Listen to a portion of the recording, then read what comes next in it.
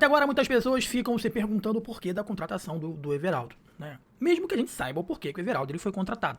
Sendo que hoje eu falei com uma pessoa de dentro do Bahia para perguntar mais a fundo o porquê dessa contratação e se ela se tornou uma contratação de alguma forma emergencial. Eu vou falar para vocês nesse vídeo o que essa pessoa me falou sobre a volta do Everaldo à equipe do Bahia. Antes de qualquer coisa, quero que você deixe seu like, que você inscreva-se aqui no nosso canal, que é muito importante pra gente, é importante demais pro nosso crescimento. Tem vídeos todos os dias aqui no canal para você ficar super bem informado. Então, ó, falta muito pouco aí pra gente chegar nessa marca aí de 50 mil inscritos, faltando aí um pouco menos de 2 mil inscritos pra gente chegar à nossa marca aí de 50 mil inscritos aqui no canal, uma marca extremamente importante pra gente. Então, por gentileza, você que tá com a gente aqui nesse vídeo, deixa o like e inscreva-se aqui no nosso canal, tá bom, meus amigos? Aliás, solta a vinheta aí antes da informação, vamos lá.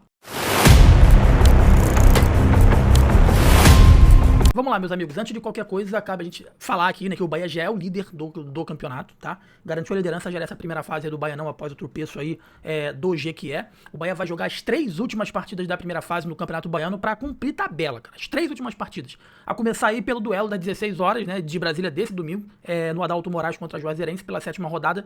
O empate, né, entre o Jequié e Vitória nesse sábado confirmou a primeira colocação da equipe tricolor, tá? O Bahia tá liderando a competição com 18 pontos e não pode mais ser alcançado pelo Gipão, que é o vice-líder, que tem 11 pontos, só pode chegar a 17 com as partidas das 2 rodadas finais, tá? Contra a Juazeirense, o esquadrão deve ter um time recheado de reservas, algo que pode se repetir nas rodadas finais, eu faria isso, né?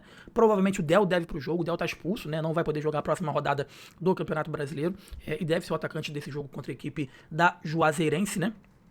E essa questão vai se repetir também no jogo contra a Jacuipense no próximo sábado e provavelmente também contra o Atlético Alagoinhas no dia 22 desse mês. Então, mais uma vez, eu bato nessa tecla para vocês, né? O Campeonato Baiano aí pro Bahia se transformou num campeonato de pré-temporada para dar minutagem a jogadores. 3 rodadas de antecedência o Bahia já garantiu a liderança. Não digo nem a classificação, já garantiu a liderança do Campeonato Baiano, tá, meus amigos?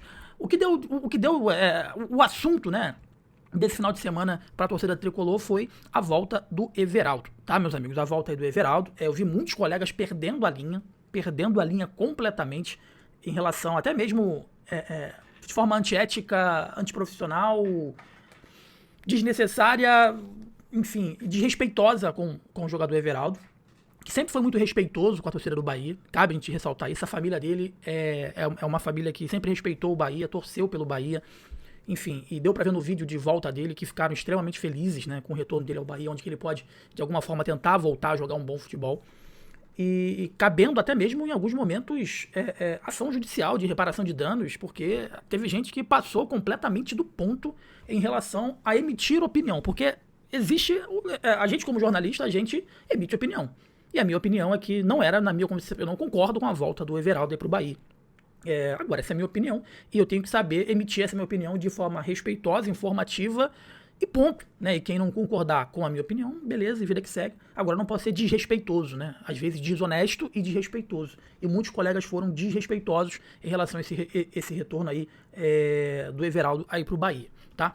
A gente já sabe qual era o motivo, evidentemente, desse retorno do Everaldo aí pro Bahia, porque o Bahia contratou o Alejo pro meio do ano. Só tá com 2 atacantes aí nesse momento, né? Com a saída do Thiago, enfim, né? O Lúcio um pouco mais atrás. Ficou nesse momento com o William José e com o Del. E o Bahia tá completamente, como eu posso dizer, receoso em manter o Del, pelo menos até julho, como reserva imediato do William José, né? Porque a probabilidade do William José perder alguns jogos é muito grande. Ele é um jogador já experiente, com uma certa idade, não vai conseguir jogar todos os jogos. E o Bahia tá com medo, essa é a pura realidade, de colocar o Del não vou dizer nessa fogueira, né? Para alguns pode ser fogueira, para outros pode ser uma oportunidade de ouro, né? Porque muitos atletas surgem dessa maneira.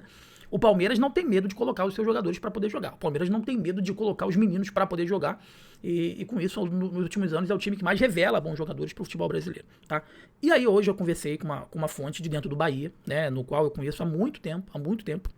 Antes mesmo de trabalhar no Bahia, antes mesmo de ser contratado aí pelo Grupo City. Para entender, uma conversa informal. Evidentemente eu pedi autorização para revelar o teor da conversa, vamos dizer assim, para a gente poder de alguma forma trocar essa ideia, enfim.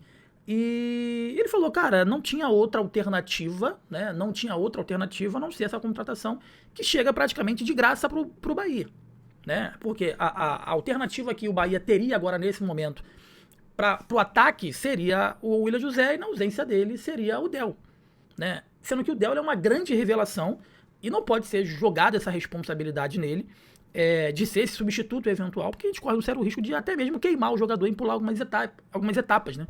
Entendi, concordei, eu falei, realmente eu concordo de que o Del tem um grande potencial, né? Tá mostrando um grande valor, mas que colocar ele agora, vamos supor que o William José perca aí, sinta alguma coisa e fique um mês fora. Seria um mês de Del. Eu sei que o torcedor, da mesma forma que o torcedor ele eleva, né, um atleta, ele destrói a carreira de um jogador também. E o Del, né, foi expulso agora, a torcida aplaudiu e tudo mais. E eu entendo também que quando as coisas não estão funcionando, né, a crítica ela é pesada e a gente não sabe se o Del tem ainda maturidade para lidar com as críticas. Esse é o primeiro ponto. E aí eu interpelei esse amigo, essa pessoa, eu falei assim, tá, cara, mas vocês já não sabiam que isso iria acontecer? Porque não é de agora que a gente vem batendo na tecla de que o Bahia só tinha o William José. Não é de agora. E a resposta que essa pessoa me deu, ela foi o seguinte, mas a gente achava que o Alejo pudesse vir agora.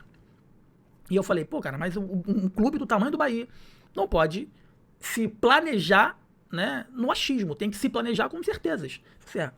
Mas foi o que deu. E é barato. Foi o que disse essa pessoa pra mim, que foi o que deu, né, trazer o Everaldo, e é barato. Então, esse foi o teor da conversa que eu tive pra essa volta. Eu concordo, assim, vamos lá. Jonas, você concorda com a volta do Everaldo? Não.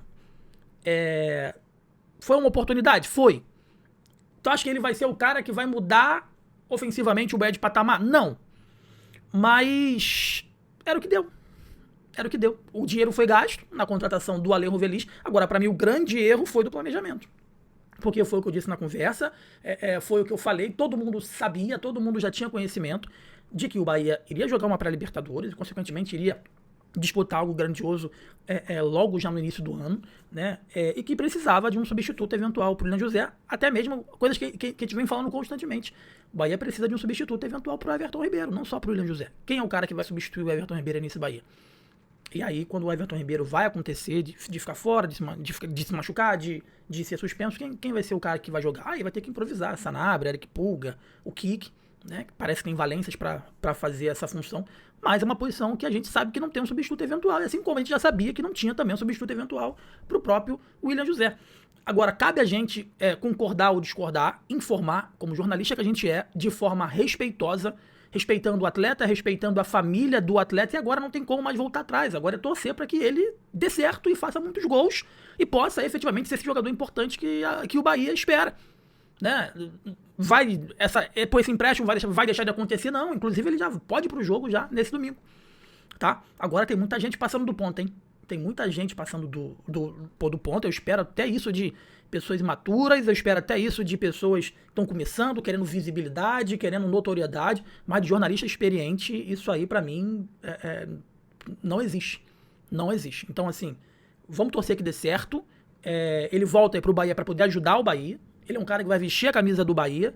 E se ele tá vestindo a camisa do Bahia, ele tem que ser apoiado para fazer o seu melhor. Não é um atacante dos sonhos, não é um atacante que eu gostava. Eu acho que foi um erro horrendo ter trazido ele de volta. Um erro de planejamento gigantesco que não cabe mais nesse Bahia, né? Mas foi o que essa pessoa falou para mim, foi o que deu para fazer, para pelo menos aguardar até julho.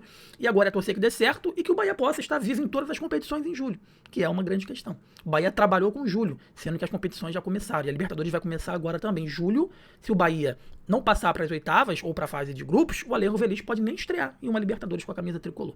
Deixe seu like, inscreva-se aqui no canal, que é importante demais pra gente, é muito importante pro nosso crescimento. Eu sou o jornalista, mas esse é o Gol TV. Boa noite pra você. Valeu.